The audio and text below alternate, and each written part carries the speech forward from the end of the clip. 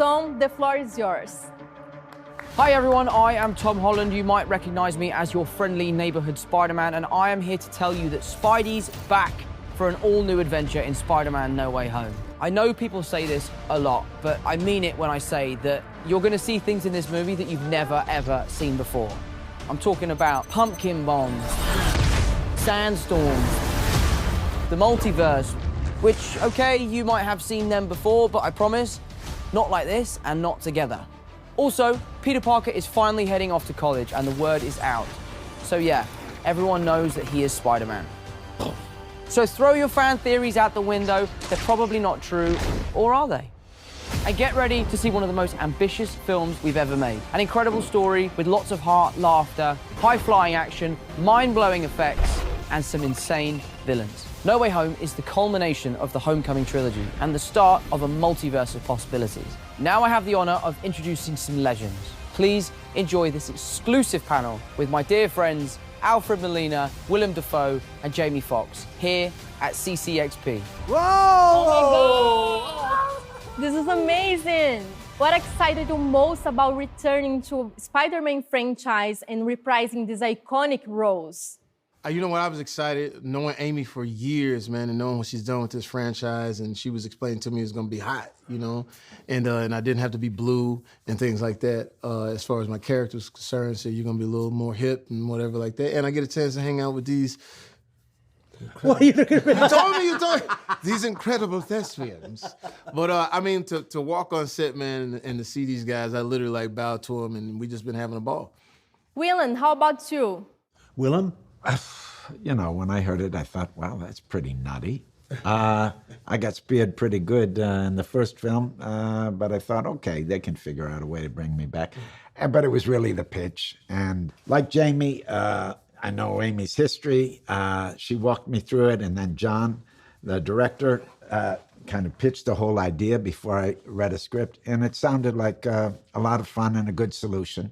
And then when we went deeper into it, I liked the idea that I was returning to something that was same but different. It's a return to something I did before with that kind of history, but there's a spin on it. And that appealed to me. Alfred? For me, it's just about the money.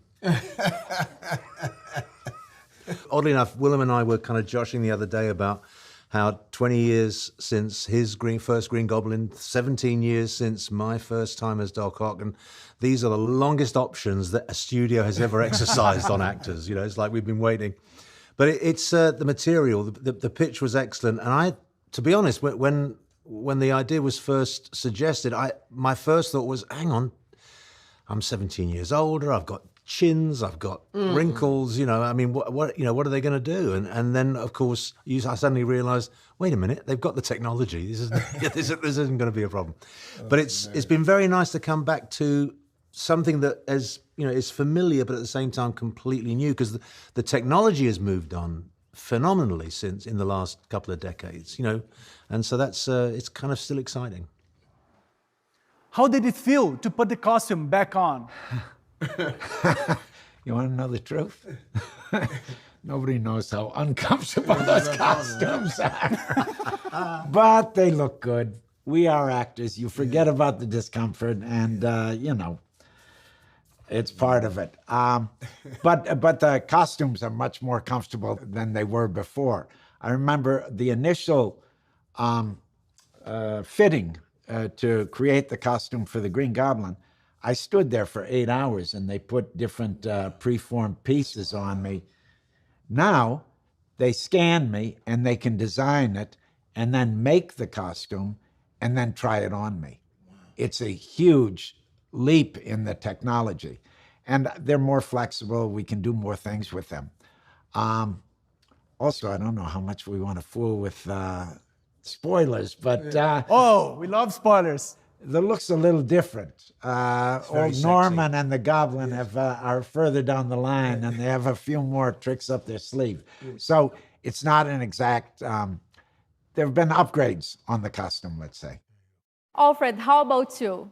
Yeah, well, the main difference between that film and this one is that the tentacles are all kind of CG now. They'll all be superimposed on me at a later date. Whereas in the original movie, they were mechanical, and I had them like, you know, attached to me, and we had puppeteers working them and stuff. So that's the big difference. But it's just a great story. It's a wonderful world to be in. You know, we're having, you know, if I say so myself, we're having a lot of fun.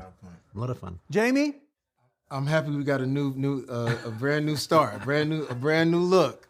The blue, when we did it the first time, it was, look, man, I didn't care. I was just happy to be in this wonderful chorus. And it was, like you said, it was, you know, sort of like 2 or 3 hours or whatever like that. But with this new is fly. The homies is like, okay, we get you now. You know, when I was blue, they still roll with me. But like, okay, you blue. But with this one, it just feels more comfortable, and I think it feels more today, modern, like, you know, not trying so hard. Like I sort of related to R&B. Back in the day, in R&B, you used to have fringes on your outfit, and, you know, and like shoulder pads and things like that. Now you can sing, you know, so it's like now we're just singing. What do you love most about portraying a villain? The thing about grounded villains is that, and this is what's so wonderful about the villains in the Marvel universe, if you like, is that so many of them become villains almost reluctantly, almost in spite of themselves. You know, an accident happens or some terrible tragedy and it transforms them. And that's what makes them very playable, because it's not just mustache twirling. There's some real depth to it, and that's what makes them interesting. I mean, in a lesser environment, us as villains, we would just be functionaries. We would just be there to, you know, get the plot going. But here we've got real storylines. We've got they are real people. And so, you know, it's Green Goblin has a case to state this time. Yeah. He's trying to make his case. A philosophy of life. It's not just about some kind of abstract muscle twirling power grab. It's about... Are you suggesting I'm a mustache twirling power grab? Now look here, I'm classically trained. But now a tricky one. Which villain is the most terrifying? Oh man, it's crazy. It's crazy because, like I said, we've just been watching Willem, and it seems personal. because with Electro, it's like Electro and us. It's to the world. The world did me wrong. But when something is personal, and you could go all the way back to Shakespeare, when something is personal, and that either that jealous thing, there's nothing that can beat that. No matter what costume you put on, no matter what you say. So when he speaks, he has the power, and I think you'll really. But I'm being okay, right though. It'd be different if I was blowing. Like, here's the thing. But if I was blowing, good to me. But here's the thing. But if I was blowing smoke, he'd know it. Here's the thing. It's personal, and anytime you can get a character to be personal in a movie, it has the most weight. So. CCXP is a fan event. Is there anything you'd like to say to your Brazilian fans? Well, I mean, if I may speak purely for myself, I think there is, at some level, because we're professional people, there is some level where we don't want to let them down. You know, we want to give them something that is going to be worth their while. But the fact that a huge percentage of the audience are comic book fans who know this world, they love the detail, they love the kind of the inside baseball of it all. I think that's important to us as well, because, you know, we don't want to disappoint that side of the storytelling either. And so I think it's a sort of symbiotic relationship, really. You know, they give us the chance to give them what they want. And that's, I gotta tell you, it's just so much fun. Whoa, thanks, guys. Thank you. Thanks.